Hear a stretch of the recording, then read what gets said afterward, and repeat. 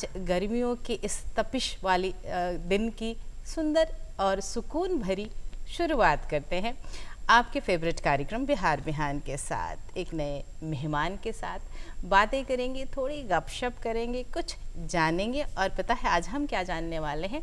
आज हम बातें करेंगे फिल्मी दुनिया की। तो ऐसे ही कार्यक्रम की रौनक बढ़ने वाली है। पर प्रज्ञा, जब हम किसी मॉर्निंग लाइव शो की बात करते हैं तो बड़ा ज़रूरी हो जाता है ना कि हम एक सुंदर और शुभ शुरुआत करें, है ना? बिल्कुल। तो चलिए हम कार्यक्रम की शुभ शुरुआत करते हैं। आप जानते हैं हमारा पहला सेगमेंट होता है आज का अनमोल वचन। आइए देखते हैं।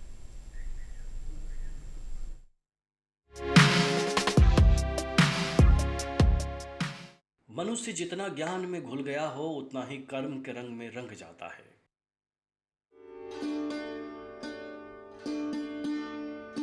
बिना देर किए हुए आपकी मुलाकात करवाना चाहूँगी अपने आज के विशेष अतिथि से। हमारे साथ हैं फिल्म निर्देशक श्री अनिमेष वर्मा जी। अनिमेष जी, स्वागत आपका कार्यक्रम में। नमस्कार सर। नमस्ते। बेहद अभिनंदन, नमस्कार। जब किसी से मुलाकात होती है ना, और ख़ासकर जब युवाओं के करियर निर्माण की बात आती है तो सबके मन में बहुत सारे क्षेत्र होते हैं, बहुत सारी विधाएं होती हैं। किसी को साइंस पढ़ना है, कॉमर्स पढ़ना है, डॉक्टर बनना है, इंजीनियर बनना है, वकील बनना है, फिल्म में जाना है। ये कैसे सोच लिया आपने? नहीं, जैसे बच्चे ये सोच लेते हैं कि डॉक्टर बनना है या वकील बनना है या साइंटिस्ट बनना है, वैसे ये भी सोचा जा सकता है कि मुझे फिल्म इंडस्ट्री में जाना है, फिल्म करना है। और ज़रूरी सबसे ज़्यादा ये है कि आप जिसमें भी आपका मन लगे, जो आपका पैशन हो और जिसमें आपको पता है कि यही चीज़ है जो मुझे करनी है, अगर आप वो करते हैं तो उसमें आपको सफलता ज़रूर मिलती है। तो बचपन से ही था कि यही करना है, तो और रास्ते अपने आप बनते चले गए।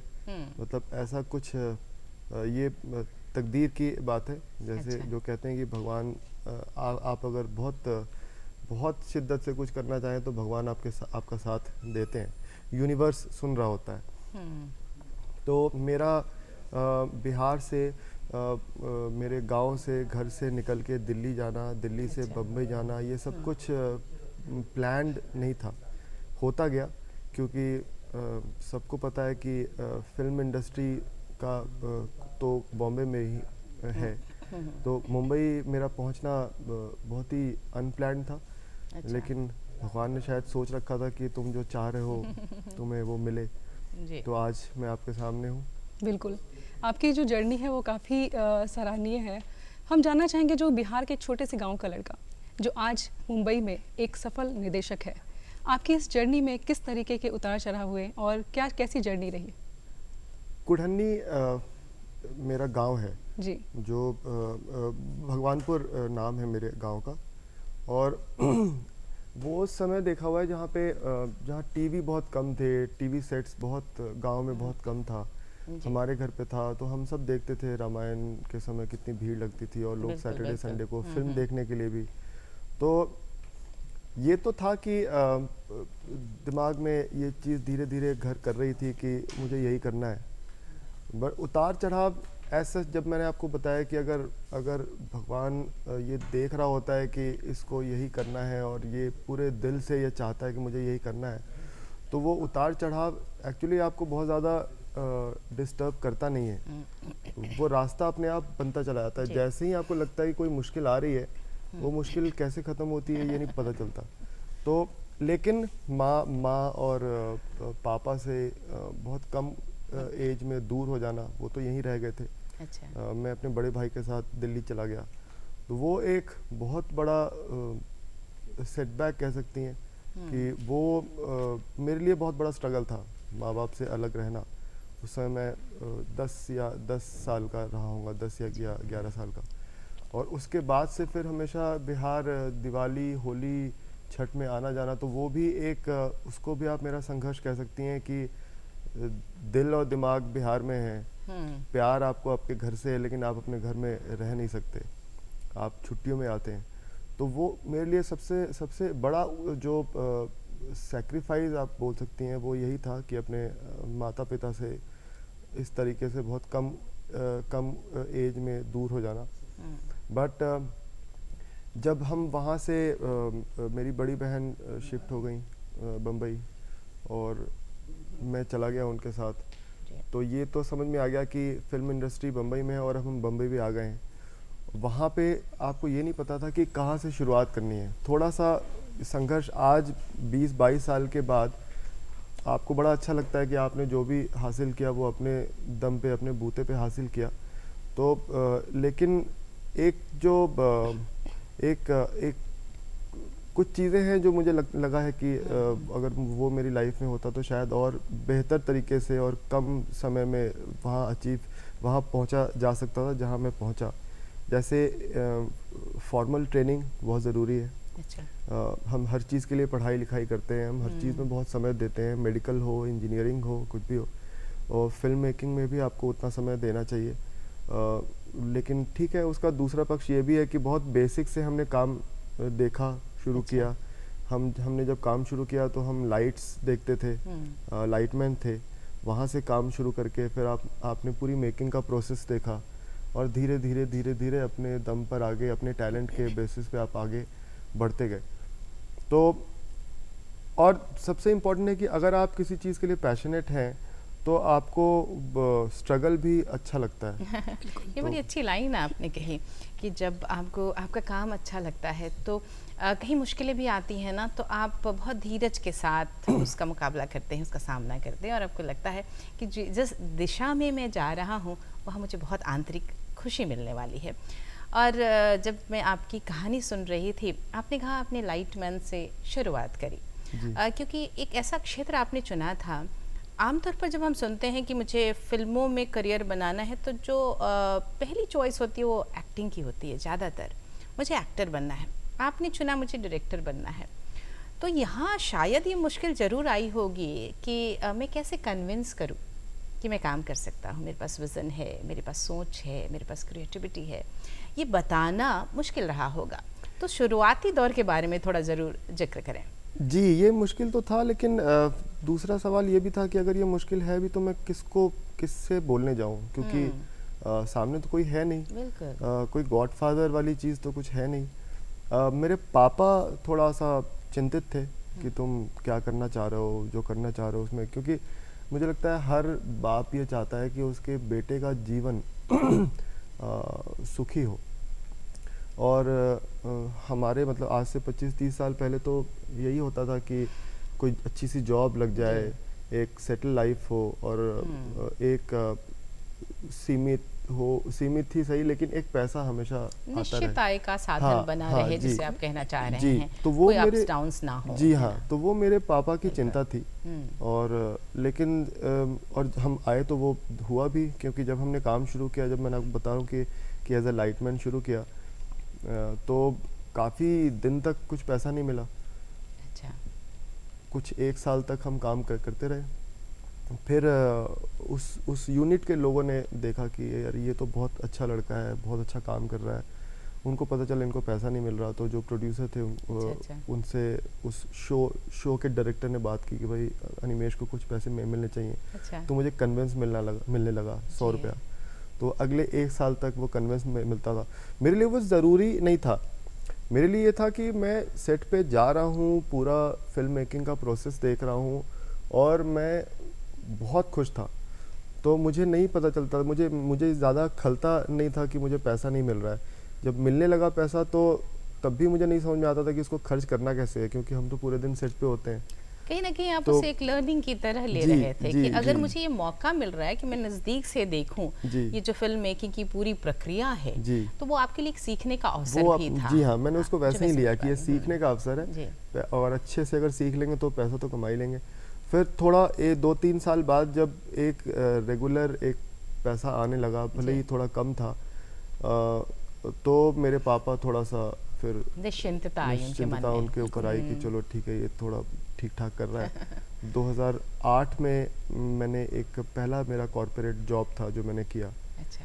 उस समय तो वहाँ तो फिर वो पापा की वो इच्छा भी पूरी हो गई कि अच्छा ये महीने के अंत में इसको सैलरी आ रहा है, तो ये ठीक है, अब थोड़ा अब सेटल हो जाएगा। तो पापा का आपको बहुत समर्थन रहा। आपके साथ? समर्थन तो सबका ही बिल्कुल। था, मेरे पूरे परिवार का समर्थन हमेशा ही रहा है। कभी किसी ने मुझे मना नहीं नहीं बोला कि किया। मना तुम नहीं किया। गलत कर रहे हो या क्यों कर रहे हो। चिंता सबको थी लेकिन कि कर पाऊंगा या नहीं कर पाऊंगा।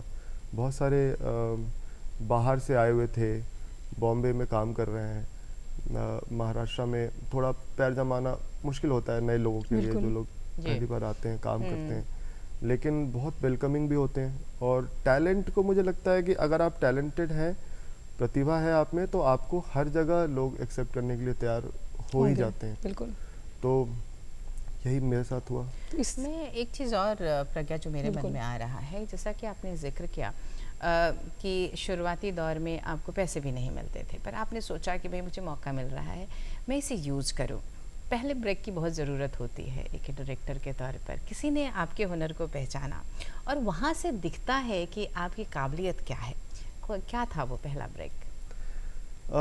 पहला ब्रेक था, मुझे मेरे बड़े भाई ने बताया, मैं बता चुका हूँ कि वो एक्ट वन थिएटर ग्रुप जी, से जी। संबंधित थे। तो उन्होंने बताया कि अनुभव सिन्हा जो उनके मित्र हैं, उनको एक असिस्टेंट डायरेक्टर की ज़रूरत है। अच्छा। ये बात है 2003 की, 2004 की। तो मैं गया, उनसे मिला। उस समय काफ़ी सारा म्यूज़िक वीडियोस बनता था और उस समय अनुभव जी बहुत बड़े म्यूज़िक वीडियो डायरेक्टर थे। उनकी बहुत अच्छी फिल्म आ चुकी थी जो तुम बिन थी, और एक दूसरी फिल्म बन रही थी जिस दौरान मैंने उनको ज्वाइन किया। तो वहाँ से मैं गया और उनके छोटे भाई थे वहाँ पे, उनके छोटे भाई थे। उन्होंने मुझे बोला कि हम लोग एक म्यूज़िक वीडियो कर रहे हैं और तुम इसकी कास्टिंग करो और तुम शूट पे आ जाओ। अच्छा। तो वो मेरा पहला, मतलब एज एन असिस्टेंट डायरेक्टर मुझे पहली जिम्मेदारी दी गई, और मुझे लगता है कि वो मेरा सबसे बड़ा टर्निंग पॉइंट था मेरे लिए। कि मुझे उस दिन लगा था कि आज मैं कास्टिंग कर रहा हूँ, अब मैं सेट पे जाऊँगा, वहाँ पे जो पूरा सेट का माहौल होता है, अब मैं एक नए रोल में वहाँ रहूँगा, डायरेक्शन टीम का मेंबर हूँ। तो मुझे लगा कि अब तो हो जाएगा, अब मैं कर लूँगा। रिमेश जी, आपकी जो कहानी है बहुत इंस्पिरेशनल है। बतौर निर्देशक, अगर अभी आप देखा जाए तो आप जो युवाओं को देखते हैं जो इस क्षेत्र में आना चाहते हैं, क्या ज़रूरी लगता है आपको, प्रतिभा या प्रशिक्षण? क्योंकि आपने तो अपनी जर्नी बताई कि आप सीखे, लेकिन आपकी नज़र में क्या है कि कोई इंसान का प्रतिभा होना ज़्यादा ज़रूरी है या उसको उसका प्रशिक्षित होना? देखिए, प्रतिभा को मैं ज़्यादा वैल्यू देना चाहूँगा, क्योंकि प्रशिक्षण भी तभी सफल हो पाता है जब आपके अंदर प्रतिभा हो। बिल्कुल। मतलब एक हम सब स्कूल में या कहीं हम देखते हैं कि जो बहुत सारे उसमें स्टूडेंट्स ऐसे होते हैं जो पढ़ाई तो कर रहे होते हैं लेकिन उनके मार्क्स नहीं आते, क्योंकि हो सकता है उनका मन नहीं है पढ़ाई में, उनको उनकी ज़िंदगी में कुछ और करना है। प्रशिक्षण उनको दिया जा रहा है, लेकिन वो कितना ले रहे हैं ये उसके प्रतिभा पे डिपेंड करता है। जी जी। तो मुझे लगता है कि एज अ पेरेंट भी, अब पहले थोड़ा कम था, अब ये धीरे धीरे जागरूकता आ गई है कि हर माँ बाप ये सोचता है कि मेरे बच्चे को वही करना चाहिए जो वो करना चाहता है। क्योंकि आप जब कुछ करना चाहते हैं तो आपकी तैयारी बचपन से हो रही होती है। अगर मुझे बम्बई जाके फिल्म इंडस्ट्री में ज्वाइन करना था तो उसकी तैयारी शायद तब से थी जब से मैं अपने गांव में बैठ के टीवी देखता था, क्योंकि मैं बहुत अच्छी अच्छी फिल्में देखता था। मैं वो कहानियाँ देख के रोने लगता था। अच्छा। और मैं बहुत सारी फिल्में देखता था तो मुझे नींद नहीं आती थी कि ये कितनी अच्छी कहानी। तो मैं सिर्फ ये नहीं देखता था कि इसने कितनी अच्छी एक्टिंग की है, मैं हर तरीके से देखता था कि ये कितनी अच्छी कहानी है कितना अच्छा कितनी अच्छी स्क्रिप्ट है, बिल्कुल। और ये क्यों लोगों को अच्छी लग रही है। तो मैं काफ़ी सोचता था उस पर। तो वो तो आपकी जर्नी से लगता है कि 8 साल की उम्र से आपने लिखना शुरू कर दिया था। जी जी, वो तो एक छोटी सी घटना थी, वो गुस्से में मुझे डांट पड़ी थी तो मैंने अपनी कहानी लिख दी। अच्छा। लेकिन वो कहानी बड़ी अच्छी थी। ये बाद में मैंने पढ़ा तो मुझे रियलाइज़ हुआ कि ये तो अच्छी लिख गई थी। ये आपकी अपनी क्रिएटिविटी ही थी, आपके अंदर का हुनर ही था। जी और मैं जब आपसे बातें कर रही हूँ तो मुझे लग रहा है जैसे आप बता रहे हैं कि जब आप टीवी देखा करते थे तो आप सिर्फ ये नहीं देखते थे कि क्या एक्टिंग कैसी है, बल्कि आप सब चीज़ों को देखते थे। जी और यही एक अच्छे डायरेक्टर की ज़रूरत होती है, जी। उसकी एक बहुत बड़ी ताकत होती है। एक अच्छी डायरेक्टर मैं आपको बताना चाहूँगा कि मुझे लगता है ना, आपको कुछ भी करना है, आपको मेंटली प्रिपेयर होना चाहिए, और वो एक लंबा प्रोसेस होता है वो, क्योंकि जब आपको कोई चीज़ करने का शौक होता है ना, तो आप वो आपके दिमाग में ना वो चल रहा होता है। अगर आप डिज़ाइनर हैं, कॉस्ट्यूम डिज़ाइनर हैं, तो आप बहुत पहले, उसके 10 साल पहले से आपका आपका आपका दिमाग उस पर काम करना शुरू करता है कि ये कपड़ा अच्छा है, ये मत जी, जी। खरीदो, वो मत पहनो, ये हम पे कैसा लगेगा। तो आप वो सोच रही होती हैं। आप जब राइटर होते हैं तो आप राइटर एकाएक नहीं बनते हैं, आप बचपन से कुछ ना कुछ लिखना शुरू करते हैं, कुछ ना कुछ, फिर वो निखार आता चला जाता है जैसे सही जैसे कहा। आप उसमें अपना समय देते हैं। तो यही रीज़न है कि मतलब मुझे लगता है यही अब होना चाहिए, यही अब एज अ पेरेंट्स हमारी जिम्मेदारी है कि हमको ये समझ में आ जाए कि हमारे बच्चे क्या करना चाहते हैं, और हमको उसको मोटिवेट करना चाहिए कि हाँ, तुमको अगर यही अच्छा लगता है तो जी, यही जी। करो। आपके माध्यम से हम अपने दर्शकों को वो जो एक रिकॉर्डिंग का सेट होता है, एक निर्देशक किस तरीके से, उसकी क्या भूमिका होती है, वो बताना चाहूँगी आपके माध्यम से। इसके बारे में बताएं हमें। निर्देशक की भूमिका, देखिए, बहुत एक फ्रेज है जिसको सब लोग के, he is a captain of the ship, जी, जहाज़ का बिल्कुल। कप्तान वही होता है। वो सबसे पहले तो आपको ये देखना है कि करना क्या चाहते हैं आप, कैसी कहानी होनी चाहिए। चुनाव कहानी का बहुत बहुत ज़रूरी है अहम होता है। कि उससे लोग रिलेट करेंगे या नहीं करेंगे। उसके भी कई सारे तरीके हैं। कुछ डायरेक्टर्स का ये मानना होता है कि ये मेरी भावना है, ये मेरी सोच है, और मैं अपनी सोच लोगों तक पहुंचाना चाहता हूँ। कुछ लोगों का मानना होता है कि हमें ऐसी कहानी कहनी चाहिए जिससे लोग रिलेट कर सकें। और कुछ लोगों का इंटरटेनमेंट होता है कि हमें सिर्फ इंटरटेनमेंट देना है, मुझे इससे कोई लेना देना नहीं है कि इसमें कोई मैसेज है या नहीं। कुछ लोगों का ये मानना होता है कि हमें अगर कहानी कहनी है, अगर फिल्म बनानी है, तो उसमें एक पर्पस होना ज़रूरी है, जो कि मेरा मानना है। मेरा भी यही मानना है कि इंटरटेनिंग हो, थोड़ा सा इंटरटेनिंग भी हो, लेकिन पर्पस भी हो। उसके बाद आप अपना टीम बनाते हैं। आपके कैमरामैन कौन होंगे, आपकी स्क्रिप्टिंग पे पूरा एक समय जाता है जब आप उसको 3 तरीके से उसको डेवलप करते हैं। पहले कहानी डेवलप होता है, फिर स्क्रीन प्ले डेवलप होता है, जी। फिर डायलॉग्स लिखते हैं आप। और ये भी एक तरह की ट्रेनिंग है जो आप धीरे धीरे समझते हैं, क्योंकि लोगों को ऐसा लगता है कि तो कहानी ऐसे कहानी, लेकिन उसका एक प्रोसेस होता है। तो वो ये प्रोसेस होता है कि आप स्टोरी लिखते हैं, फिर स्क्रीन प्ले उसको डिवाइड करते हैं, फिर स्क्रीन डायलॉग्स, प्ले में आप सीन वाइज डिवाइड करते सीन वाइज हैं। डिवीजन होता है कि किस सीन तब के हर बाद सीन क्या के लिए होगा। डायलॉग्स जी लिखते होंगे। फिर डायलॉग्स होता है। जी। कैरेक्टराइजेशन बहुत इंपॉर्टेंट है कि आपका कौन सा कैरेक्टर कैसे बिहेव करेगा, उसकी बॉडी लैंग्वेज क्या होगी। फिर आप ये भी देखते हैं कि अगर इसकी बॉडी लैंग्वेज ऐसी है तो इसको कपड़ा भी ऐसा पहनना चाहिए। अगर ये आर्मी का ऑफिसर है तो घर में भी वो कपड़े पहनेगा तो उसका एक ग्रेस होता है। जी। अगर ये गर्मी है, बहुत गर्मी का माहौल है, वहाँ पे शूट कर रहे हैं, तो वो डेफिनेटली आप वहाँ कोट और पैंट नहीं पहन सकते, वहाँ क्या पहनेंगे। कॉस्ट्यूम का बहुत बड़ा हाथ होता है। सेट डिज़ाइनिंग बहुत इंपॉर्टेंट चीज़ है। हम कई बार देखते हैं कि हमें पता ही नहीं चलता, हमें लगता है अच्छा ये भी कुछ काम है क्या। सेट डिज़ाइन करना पड़ता है। ये इतना खूबसूरत सेट इसलिए दिख रहा है क्योंकि ये बनाया गया है। तो कई बार ऐसा लगता है कि अरे ये तो बहुत रॉ शूट हुआ है, लेकिन ऐसा नहीं होता, उस पर भी थोड़ा बहुत काम करते हैं। तो ये सारा होता है। फिर आपका कैमरामैन बहुत इंपॉर्टेंट होता है, जो किसी भी डायरेक्टर के लिए उसकी आँख होती है। मेरा मानना है कि कैमरामैन की सबसे ज़्यादा वैल्यू और इज़्ज़त होनी चाहिए, क्योंकि आप कितना भी अच्छा सोच ले, अगर वो अच्छा दिखेगा नहीं तो कोई फ़ायदा नहीं है। तो वो आपकी सोच को पर्दे पे उतारने का काम उसका होता है। फिर आप एक्टर्स का चुनाव करते हैं, वो एक लंबा प्रोसेस होता है। अच्छा। और फिर आप जाते हैं सेट पे, तो जो आप कह रही हैं सेट का माहौल, ये इन सारी चीज़ों उसके से वो पीछे एक का सेट का माहौल बैकग्राउंड बनता आपने है। बता जी, दिया हमें कि क्या जी, क्या तैयारियां करनी पड़ती जी। हैं। और ऐसा नहीं तब- लग रहा है निहारिका कि हाँ।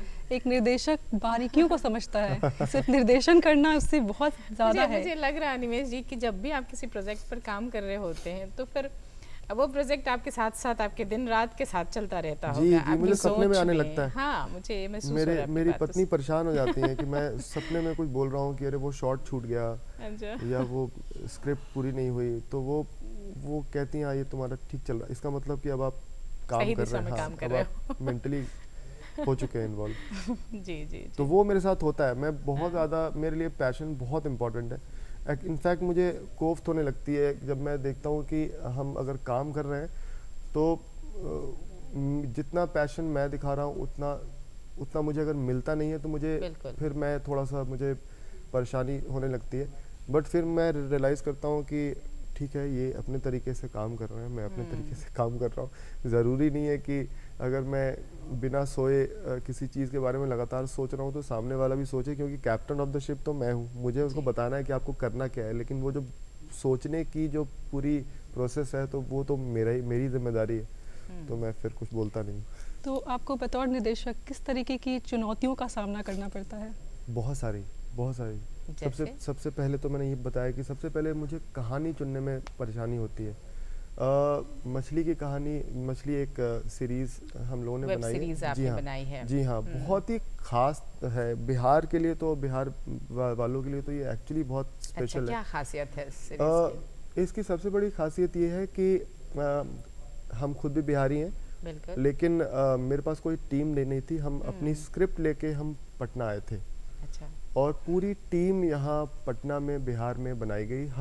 सारे टेक्नीशियंस की टीम, एक्टर्स की टीम, पूरा क्रू, सब कुछ हमने बिहार में ही लोगों से बात करके, लोगों को इकट्ठा करके वो बनाया। एक्टर्स पटना थिएटर से, मोतिहारी से, आरा से, सब जगह से एक्टर्स आए, पटना थिएटर में काम करते थे वो लोग आए, हम लोगों ने पूरी एक टीम बनाई और 100% हमने उसको बिहार में ही मेरे गांव में, भगवानपुर में, मुजफ्फरपुर, हाजीपुर के आसपास हमने शूट किया। और इतना बढ़िया एक्सपीरियंस था ये, क्योंकि ऐसा मुझे नहीं लगता कि ऐसा पहले कभी हुआ था या किसी ने ये करने की कोशिश की, या की तो मुझे नहीं पता, कि आप पूरी की पूरी सीरीज़ आप यहीं के लोगों के साथ बनाएं। और उसमें से भी ऑलमोस्ट 70-80% ऐसे लोग थे जो लोग फिक्शन पहली बार कर रहे थे। अच्छा। बहुत छोटे मोटे काम यहाँ पे जो जितनी भी अपॉर्चुनिटीज़ मिल रही थी उनको वो एक्सप्लोर कर रहे थे, लेकिन फुल फ्लेज फिक्शन उन्होंने नहीं किया था। उनके लिए बहुत अच्छा एक्सपीरियंस था, मेरे लिए बहुत अच्छा एक्सपीरियंस था कि मैं ऐसे नए लोगों के साथ काम कर रहा हूँ जिनके अंदर टैलेंट है और जोश है। और ये बात मेरे लिए इतना मायने रखता है ना कि मुझे इस शूट के दौरान ये रियलाइज़ हुआ कि मैं सिर्फ 70-80 लोगों से इंटरैक्ट कर पाया और मैंने उनका वो जोश देखा है, ये बढ़ना चाहिए।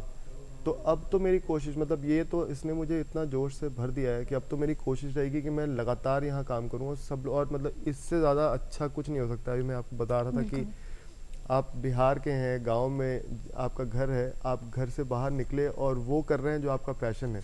फिल्म मेकिंग के लिए बॉम्बे गए थे, अब अगर आप यहीं रह के अगर फिल्म मेकिंग कर रहे हैं अपने घर में रह के, आपको अपना खेत देखने का भी समय मिल रहा है और सब्जी खेत से उखाड़ के खाने का भी मौका मिल रहा है और आप फिल्म भी शूट कर रहे हैं और सीरीज़ भी शूट कर रहे हैं, इससे बेहतर तो कुछ हो ही नहीं सकता है।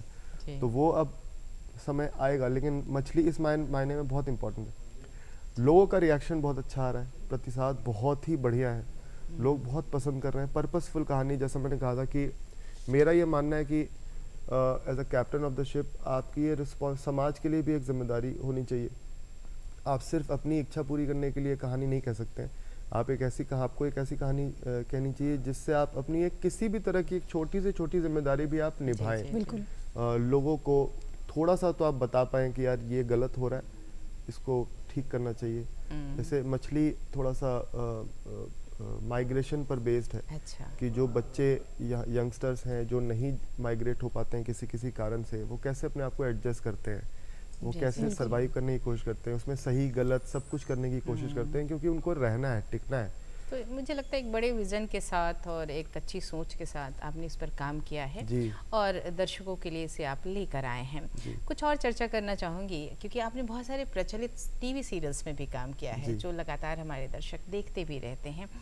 तो जब हम सीरियल्स देखते हैं तो हमारे सामने होते हैं, हमारे साथ जो होते हैं वो अभिनेता होते हैं, जो उसमें किरदार निभा रहे होते हैं, उनको हम देखते हैं। पर जो पीछे रहते हैं वो होते हैं निर्देशक और जो कैमरामैन है, जो पूरी टेक्निकल टीम है जो काम कर रही होती है। कुछ सीरियल्स के बारे में बताएं, किन पर काम किया आपने? मैंने बहुत सारे शोज़ में भगवान की मेरे ऊपर रही कृपा की, मुझे अच्छे शोज़ करने का मौका मिला, अच्छी कहानियों पे काम करने का मौका मिला। जी। और जिसमें से सबसे बड़ा तो देवों के देव महादेव ही था। अच्छा। और सिया के राम और देवों के देव महादेव, मैं दोनों को ही एक ही इस पे रखता हूँ, क्योंकि लर्निंग बहुत थी इसमें। VFX ग्राफिक्स बेस्ड शो था और हम माइथोलॉजी को उस तरीके से कहना चाह रहे थे जिस तरह से माइथोलॉजी उससे पहले नहीं बताया गया था। तो उस मायने में बहुत इम्पोर्टेंट था वो, और लोगों को बहुत अच्छा लगा, क्योंकि हम लोग धर्म और मतलब धार्मिकता से ज़्यादा ना फिलॉसफी पर हम बात करते थे कि अच्छा। आदमियत क्या होती है, आपको कैसा मनुष्य होना चाहिए और समाज कैसा होना चाहिए, लोगों का एक दूसरे के साथ रिलेशन किसी भी कैसा होना चाहिए। धर्म को देखते हैं तो संदेश भी हर संदेश धर्म होना का चाहिए, एक्चुअली वही यही होता होता है, है। इंसानियत जी, क्या होना जी। चाहिए, एक तो अच्छा हमने इंसान हम कैसे बने, जी। हर धर्म तो यही कहता है। जी, मैं आपको बताऊं कि देवों के देव महादेव में हमारे हर धर्म के ऑडियंस थे, हर धर्म के, जी जी। और सब लोग देखते थे, और हमारे पास बहुत सारे फैन मेल्स और चिट्ठियाँ आती थी।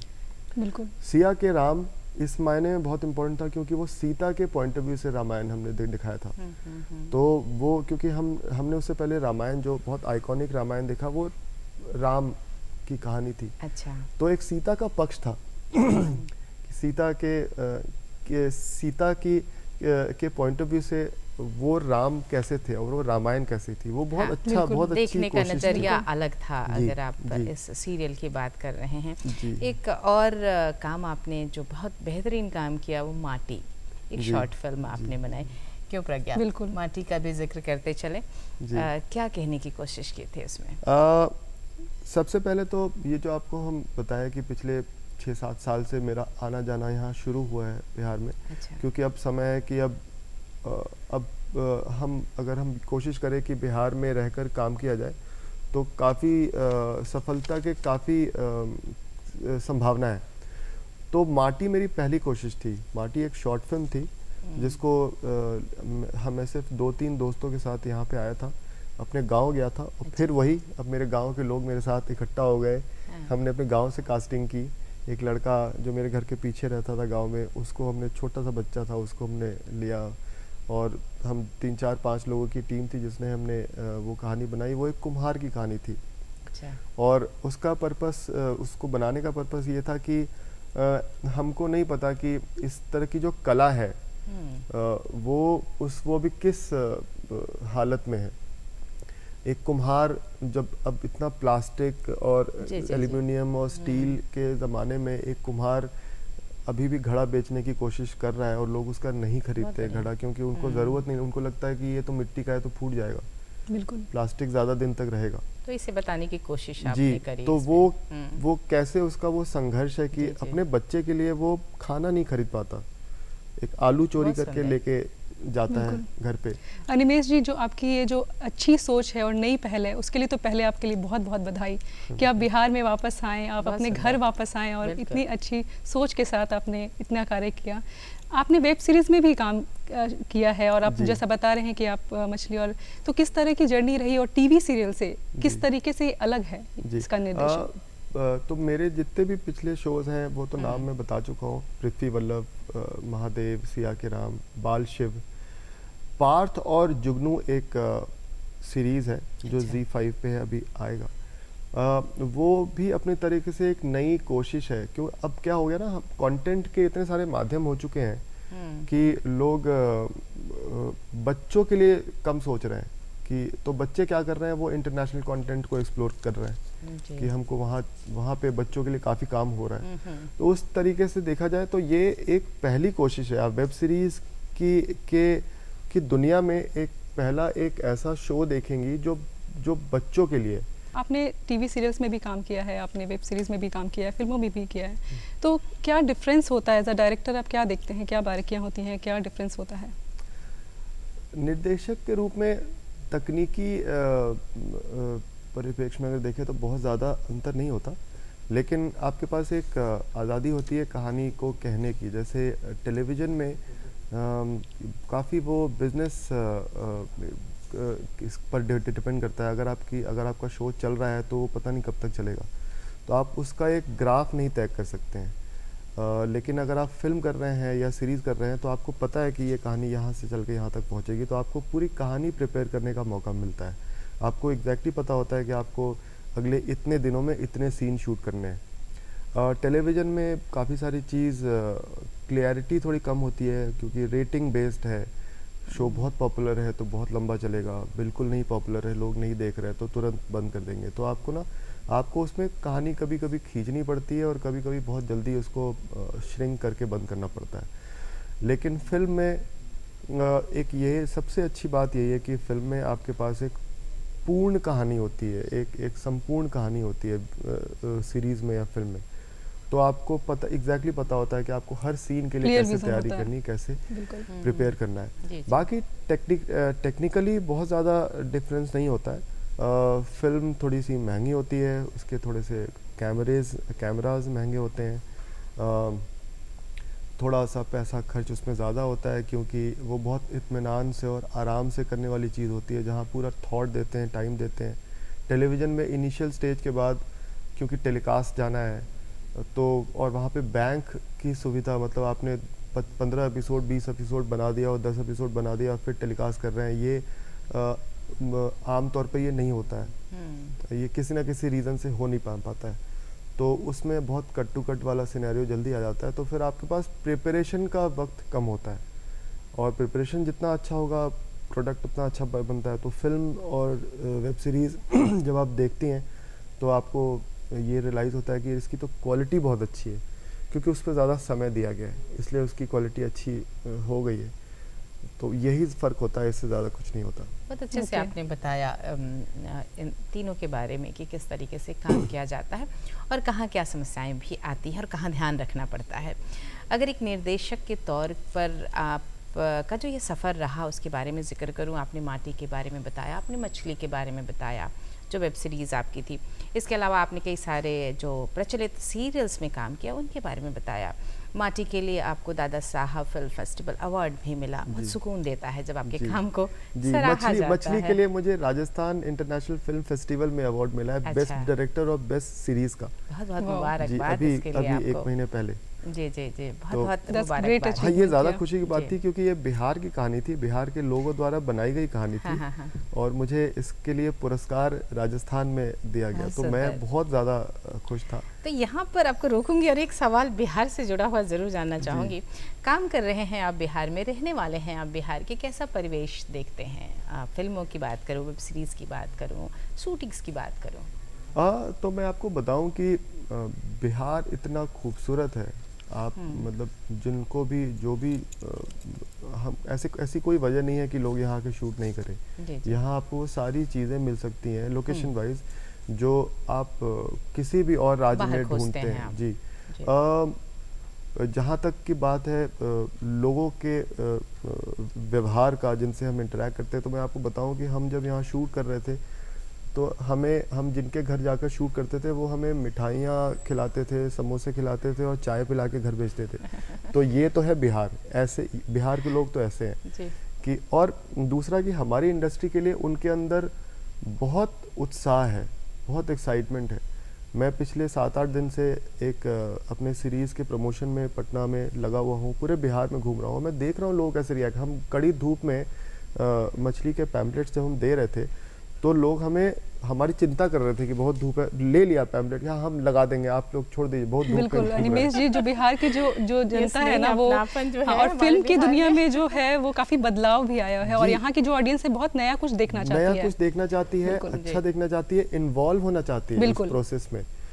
थोड़ी सी मुझे लगता है सुविधाएं की तो बात नहीं, मौके कम है यहाँ पे, अपॉर्चुनिटी अभी, लेकिन मुझे लग रहा है जैसे जैसे समय बीत रहा है ना, वो मौके भी, अपॉर्चुनिटीज़ भी अब धीरे धीरे बढ़ेंगी और जागरूकता ये हर तरीके से आएगा कि यहाँ पे ये काम होना। अभी बहुत गंभीर समय है ये, मतलब गंभीर ये पॉइंट है जहाँ पे हमें ये रियलाइज़ करना चाहिए कि अब इसको उद्योग बनना होगा, क्योंकि ये आपको न सिर्फ एंटरटेनमेंट देता है लेकिन आपको रोज़गार देता है, आपको टूरिज़्म आपका इससे को बूस्ट मिलता है।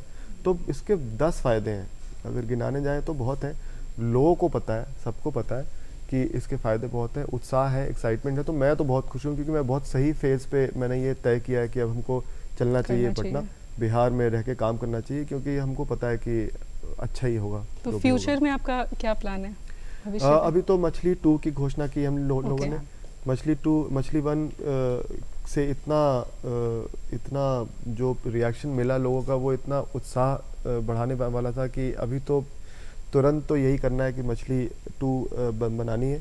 और हम लोग एक ऐसा प्लेटफॉर्म बनाने की भी सोच रहे हैं, उसकी भी कोशिश जारी है, जहाँ पे ज़्यादा से ज़्यादा कंटेंट क्रिएशन का काम हो सके बिहार में, हर लैंग्वेज में। क्योंकि बिहार की प्रॉब्लम क्या है कि यहाँ पे सिर्फ भोजपुरी हमारी भाषा नहीं है, बहुत सारी भोजपुरी भाषाएं के नाम से जाना गया, बट भोजपुरी 5 भाषाएं आपकी, आप चाहे बज्जिका हो, मगही हो, उसके बाद में मैथिली, अंगिका, तो इतनी सारी लैंग्वेज सब पे काम करना पड़ेगा। तो हम लोग एक ऐसे प्लेटफॉर्म की भी बनाने की भी सोच रहे हैं जिसमें इन सारे भाषाओं के लिए काम हो और ज़्यादा से ज़्यादा काम हम क्रिएट कर सके, ज़्यादा से ज़्यादा लोगों को हम इसमें शामिल कर सकें। एक और सवाल जानना चाहूँगी, क्योंकि जो युवा हैं, बहुत सारे लोग फिल्मी दुनिया में जाना चाहते हैं, चूँकि आप लगातार काम कर रहे हैं, क्या संदेश देना चाहेंगे उन्हें? संदेश मेरा यही है कि बहुत जितना अच्छा दिखता है, शो बिज़नेस कहते हैं, हमारी इंडस्ट्री में सब कुछ बहुत अच्छा दिखता है। आप फिल्म देख के इंस्पायर होते हैं कि अरे ये तो बहुत अच्छा है, यहाँ जाना चाहिए। कई बार ऐसा लगता है कि मुंबई शहर जो है एक बिल्डिंग है जिसमें सलमान खान भी रहता होगा और हम भी रहते हैं। तो कई बार होता है कि अच्छा आप बॉम्बे गए, आप वहाँ पे अमिताभ बच्चन से मिले हैं। कुछ लोग 20 साल रह लेते हैं और नहीं मिलते। तो जो दिखता है वो होता नहीं है। तो मैं युवाओं को यही संदेश दूंगा कि अपने आप को बहुत अच्छे से ट्रेन करो। सबसे पहली इम्पोर्टेंट चीज़, मेंटली आप अपने आप को तैयार कीजिए कि हमें यही करना है। और आप अपने पैशन को डेफिनेटली फॉलो कीजिए, लेकिन आपको पढ़ाई ज़रूर करनी चाहिए। आप अच्छे से वेल एजुकेटेड होके एक बैकअप तैयार कर लीजिए। आपकी डिग्री आपका बैकअप है, क्योंकि हमारे इंडस्ट्री में मैं बहुत क्लियरली बताना चाहता हूँ, हमारी इंडस्ट्री में बहुत स्ट्रगल है। और अगर आप अच्छे नहीं हैं तो आप संघर्ष करते रहेंगे। अगर आप अच्छे हैं तो फिर आपका फिर वो सारा संघर्ष जो है वो उसका फल मिलेगा आपको। नहीं तो हमारे इंडस्ट्री में सक्सेस रेशियो बहुत कम होता है। तो हमेशा आपके पास एक बैकअप रहना चाहिए कि अगर नहीं हो पाया कुछ तो कम से कम पढ़ाई लिखाई किए हुए हैं, कुछ काम तो कर लेंगे, कुछ नौकरी मिल जाएगी, जॉब कर लेंगे। तो पढ़िए लिखिए, अच्छे से मन लगा के पढ़िए, और जो भी करना है उसके लिए आप मेंटली प्रिपेयर होना शुरू कीजिए। अपने आप को पूरी तैयारी कीजिए, हो सके तो अच्छी से ट्रेनिंग लीजिए और फिर आप अपने करियर में आगे बढ़िए। अनिमेश जी, जो भी आपने आज जानकारियाँ दी, मैं एक पंक्ति इसमें ज़रूर करना चाहूँगी कि बहुत साफ तरीके से, स्पष्ट तरीके से आपने सब कुछ बताया कि कैसा होता है एक क्षेत्र और किस तरीके से हम आगे जा सकते हैं, काम कर सकते हैं। बहुत बहुत धन्यवाद आपका वक्त निकालने के लिए आज। धन्यवाद। नमस्कार। और दर्शकों, जो आज हमने मुलाकात की फिल्म निर्देशक अनिमेश वर्मा जी से, बहुत कुछ जाना फिल्मी दुनिया के बारे में। और पता है, अगर आप किसी चीज़ को मन से करना चाहते हैं ना, तो फिर रास्ता मिलता जाता है। ज़रूरत इस बात की होती है प्रज्ञा कि हम निरंतरता बनाए रखें, और ये निरंतरता हम भी चाहते हैं आपसे कि आप हमें ख़त लिखें, आप हमें ईमेल भेजें, है ना? बिल्कुल। और हमारा ईमेल या पता लिखने के लिए आप पेन उठाएं और लिखिए हमारा पता। जी। हमारा पता है निदेशक डीडी बिहार, दूरदर्शन केंद्र पटना, फ्रेजर रोड 800001, और हमारा ईमेल एड्रेस है director ddkpatta@gmail.com।